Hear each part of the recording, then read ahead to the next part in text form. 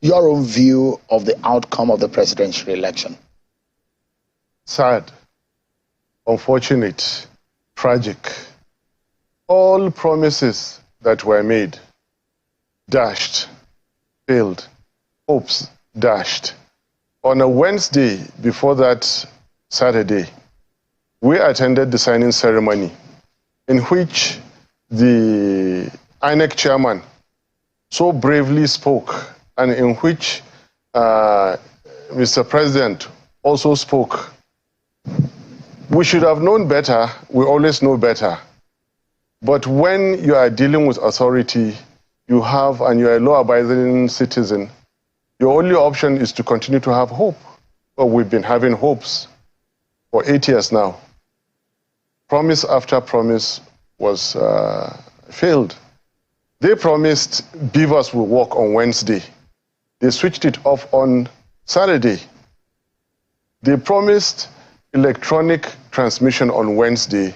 They failed it on Saturday. Mr. President said all he could, but all we have to do is to look at their antecedents and just come out and say the truth. These are people who just practically do not even know what they are promising. They promised better security for Nigeria. 8 years now have not been able to. Better economy, no. Fight corruption. Nigeria is the most corrupt era for Nigeria now. And therefore, if they failed to deliver the credible elections that they promised, it should come as little wonder to us. However, they are still calling it a credible election, which reinforces my belief that, clinically speaking, they don't even know what they're doing. They just say things in the air. Credibility, they have honor, they have zero honor, they say they have honor. They force people to say that they are leaving behind a legacy. What legacy are you leaving behind with all the poor state that Nigeria is in? That is my view. But let's keep that aside and go to what is really facing Nigeria now, if you would. Can I go ahead? Yeah. Just, I'd like to just get one or two things off the table. You mentioned this, it looks to me that you generalize the issues, but Nigerians would like to know in what areas that you have your disappointment about the process. Is it with INEC? Is it with the beavers? Did the beavers work, or was it the IRF? Because a lot of people will say maybe the beavers worked, but the IRF, the transmission of result, was the problem. Where do you think that the promises did not match the performance? The arrogant INEC chairman and the incompetent president of Nigeria, I'm very, very sorry to say. The chairman should not have engaged in what he did. At the height of administrative rascality and official arrogance, sneak in the hour of 4 a.m., arrogate himself the power to interpret a section of the Constitution that needs no interpretation. Section 134 comes already interpreted, and recklessly proceeds to declare and issue a certificate of return. And our dear Mr. President, who is probably paying back a promise that Tinubu extracted from him way back in 2014, when they added their money and their votes for him to become president of Nigeria way back then. And now they reminded him, you promised to give it back to us. And he has no choice than maybe, well, they promised, okay, give it to them. He could not stand for righteousness. And it is clear, with this our president, anything can go, and you can give it a different name. These are the places I'm disappointed in, but I really, really want us to come to what is facing Nigeria now, if you may. Absolutely. Let's go ahead and, but of course, there are your party, just for a moment, Mm-hmm. Your party had gone to court petitioning the outcome of that election. What are your expectations? And I'm asking this because your party came third. So in that sense, what are the hopes and aspirations of your party and your principal and yourself? What do you think will come out of that election? What are your prayers? It's good we always finish qualifying what we're saying. When you say we came third according to the results released by INEC, yes. In reality, we came first with the data, with the collated results on IREV and with our agents and everything that we have. Have you collated that? We have. Yes. You've tabulated it? Yes. And what are the figures telling you? We won the election. INEC declared 6 million plus for you. Yes, but we got the highest number of votes. By how many votes? It's in the region of 8 million, but when the lawyers are handling that, I don't want to give a figure right now. We came first, so just to correct you, whatever we say is good, we fully clear it. Yes, we've gone to court, and the lawyers are handling it. What is facing Nigeria now? Nigeria is officially in a state of constitutional crisis. We're not realizing that yet. What do you mean by that? Thank you. A certificate of return has been issued to a so-called president-elect unconstitutionally. There are therefore two meanings, two interpretations, and two understandings of the declaration made. One is that one by INEC. One is that one of the people.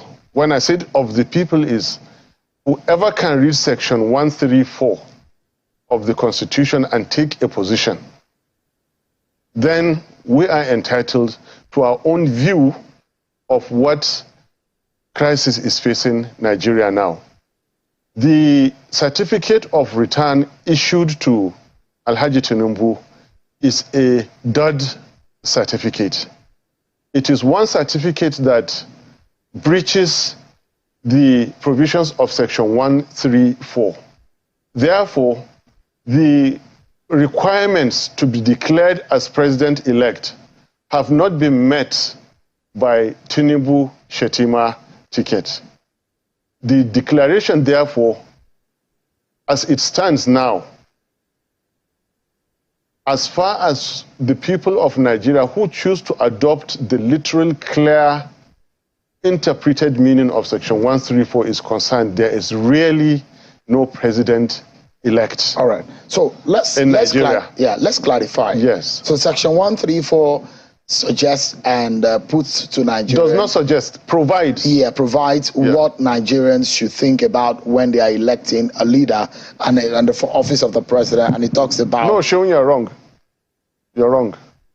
It's not what they should say when they are electing a leader. Section 134 stipulates who to be declared an issued certificate of return.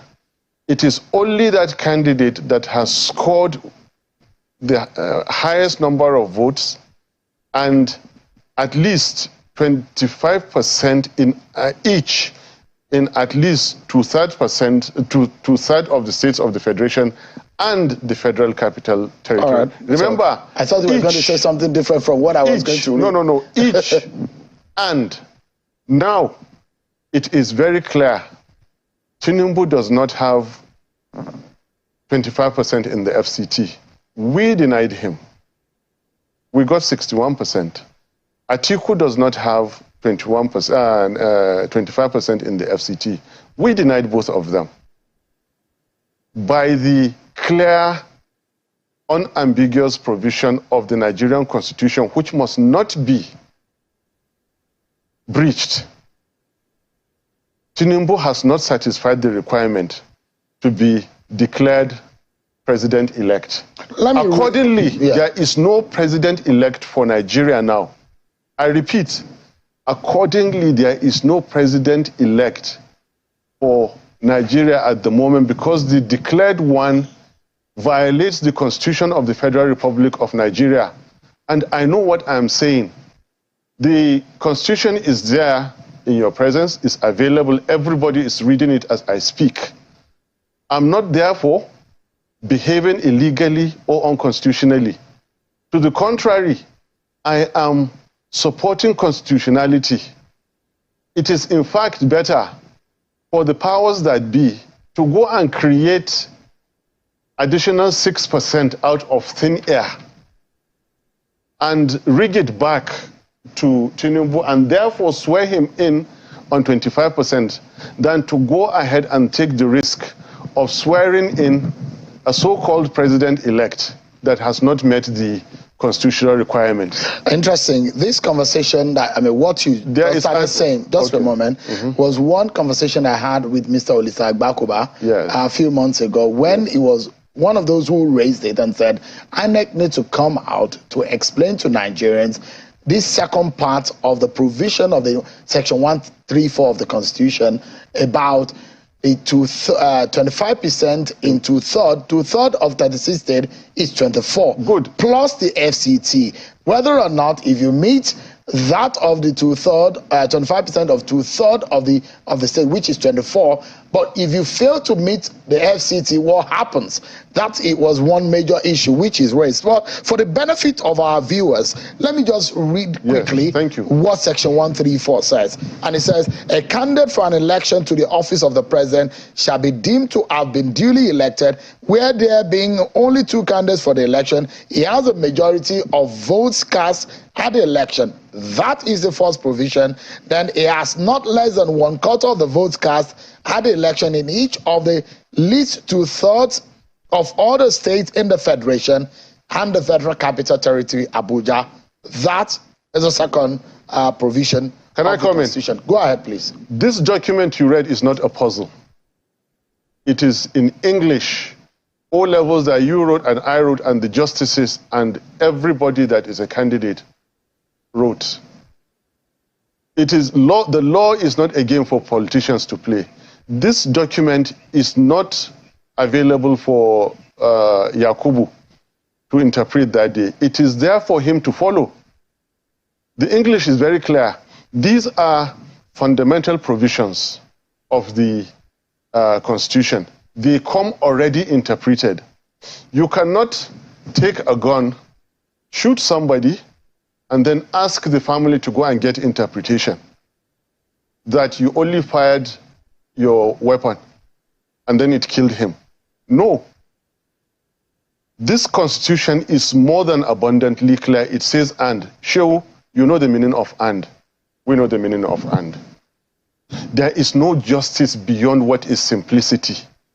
Simplicity is justice, simplicity is wisdom, simplicity is knowledge. All right. So that is an interpretation which you are giving. Listen. No, because there are other people who have argued. There is a universal. There are other people who have argued differently. Go ahead. And when Bola Tinubu was declared, he has his supporters. A lot of people were happy that he won the election. There were 38% of the votes cast were given to him. And those people are Nigerians By INEC. I told you to be qualifying what you said, please. By INEC. But that is what has been presented officially, except otherwise now disputed. Now you have otherwise qualified disputed. It. Go ahead. If it's otherwise disputed, because that is what is fact that we know now. You have qualified it. Go so ahead. that is your interpretation of this provision, because some other people argue differently. Those who have argued differently ended up helping our case, because they say that there is a certain ruling which says the FCT is a state. Good. FCT is a state. Where is the each of 25% for FCT? It is not there. That constitutional requirement has not been met. That certificate of return is null and void and cannot be sworn in as president. And let me tell you, the way they are going, disregarding the calls of the people, violating the Constitution, let them even go ahead, even if they swear in Tinubu Shetima on 29th of May. They are swearing in an unconstitutional government. Nothing will change it. I am not a careless, reckless speaker. I am working with the Constitution there, that document right you just read. I'm following it. And I dare to tell you that swearing in Tinubu and Shetima is as good as swearing in the Nigerian army on 29th of May. If you swear in people that have not satisfied the requirement, you have, by so doing, ended democracy. The crisis I'm telling you now is that this, our democracy, is going to end. By the way we are going, this democracy is going to end on the 29th of May 2023. Please write it. Those are extreme, you know my those name. are extreme thoughts. I am very, very happy to say it. No, you know my name. You know, you introduced me. Yeah. Listen, don't stop me. No, I will, because those are extreme thoughts. You know why? Because there are allowable language to be used on television, especially as it relates to our nation and the unity of this country. Put your question and let me answer you. Put your question. I know what I'm saying. If there is an official... If you breach the Constitution... But is it not left to the court to decide otherwise? This is already decided by the courts. But the authority in charge of election gave a declaration. Sherwin, if you are afraid for some things, don't ask for them. I am not afraid. I will, as a citizen of the country, by the ethics and the guidelines of my profession, live by it. Yes. What is lawful? And I hope that you're a lawful citizen of the country. And so whatever the stipulation of the law guides, that if you are aggrieved about something, you go to the court to seek redress, isn't it? This document is a product of the legal system. It has been signed into law by the President, Commander-in-Chief, Federal Republic of Nigeria. I believe in this document. That is why I'm so lawful. That is why I'm so confident. And that is why however extreme it is, Sheung, I am saying it on national TV. I don't like to take risks. I'm not taking any risks. Swearing in a ticket that has not met the constitutional requirements of the Constitution, okay, is ending democracy.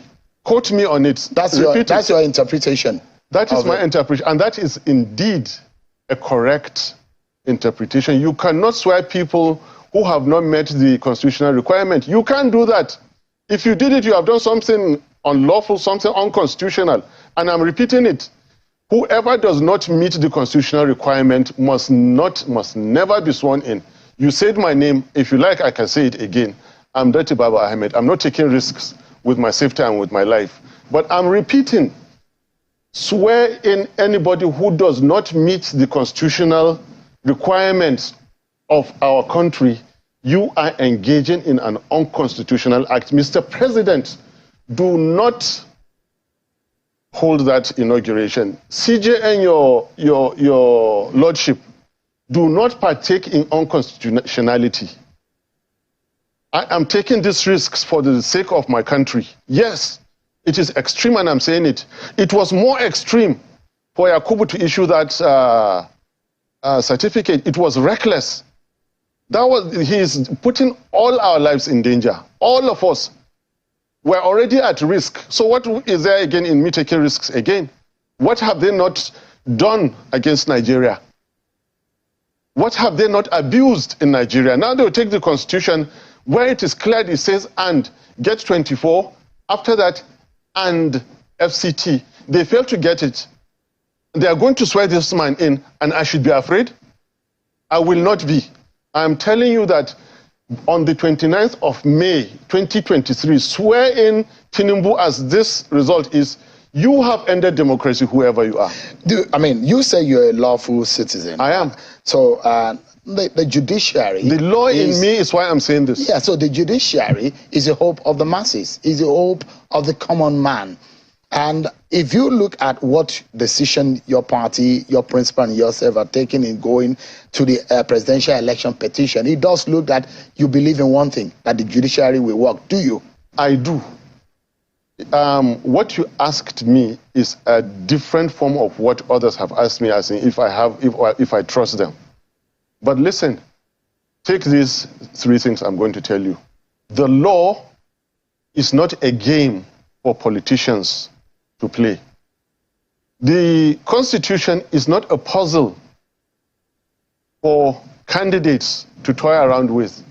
Justices, their lordships, are not in place for politicians to refer other politicians to. That is wrong. That is wrong.